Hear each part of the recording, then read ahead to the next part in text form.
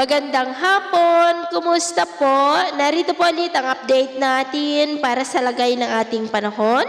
Ngayong hapon po ng July 24, 2026. Sa ngayon po ay patuloy pa rin na nananalasa ang bagyong Quiapo sa may extreme northern Luzon at northern part ng northern Luzon. Sa kasalukuyan po ay nasa vicinity ng Calayan, Cagayan, at bahagya rin po na lumakas yan into severe tropical storm at taglay ang lakas ng hangin na maabot sa 75 kilometers per hour at bugso na 90 kilometers per hour at mabilis ang pagkilos pa-west, northwestward sa bilis na 25 kilometers per hour. At bukas po, posible na yan na makalabas sa ating area of responsibility at tutumbukin naman ang China.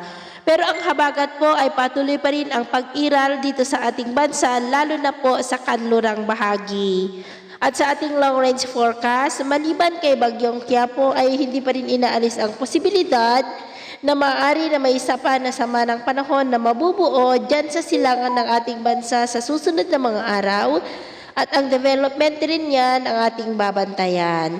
Sa ngayon, dahil po kay Bagyong Quiapo ay nakataas ang tropical cyclone wind signal number 2 sa may Batanes, the northern portion ng Cagayan, sa may Santa Ana, Gonzaga, Santa Teresita, Camalanyugan, Apari, Ballesteros, Abulug, Pamplona, Sanchez Mira, Claveria, Santa Praxedes, Bugay, Alakapan, Lalo, Gataran, Baggao, Lasam, kasama na po ang Babuyan Islands, the northern portion po ng Apayao, sa may Luna, Santa Marcela, Kalanasan, Pudtol, Flora, ganun din po sa northern portion ng Ilocos Norte, sa may Pagudpud, Dumalneg, Adams, Bangi, Burgos at Vintar. Signal number 1 naman, sa nalalabing bahagi ng Cagayan, Isabela, Quirino, Nueva Vizcaya, nalalabing bahagi ng Apayao, Abra, Kalinga, Mountain Province, Ifugao, Benguet, the rest of Ilocos Norte, Ilocos Sur, La Union, and the northern and central portions po ng Aurora,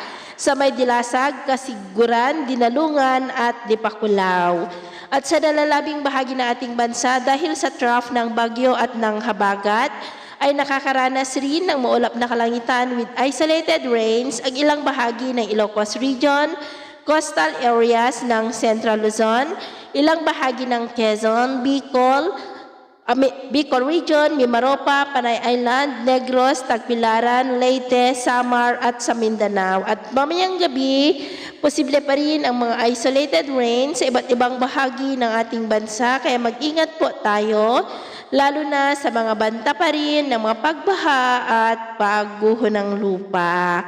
At sa atin naman pong mga baybayin, maalon po ngayon sa mga baybayin ng extreme northern Luzon, kasama na po ang baybayin ng mainland Cagayan at Ilocos Norte na ang mga alon ay posibleng aabot hanggang po sa 3 meters height. Kaya hanggat maaari, ay iwasan na po muna natin ang papalaot, lalo na sa mga nabanggit na baybayin para po mas makaiwas sa mga sakunang pangkaragatan. So, yun po ang latest update natin sa araw na ito.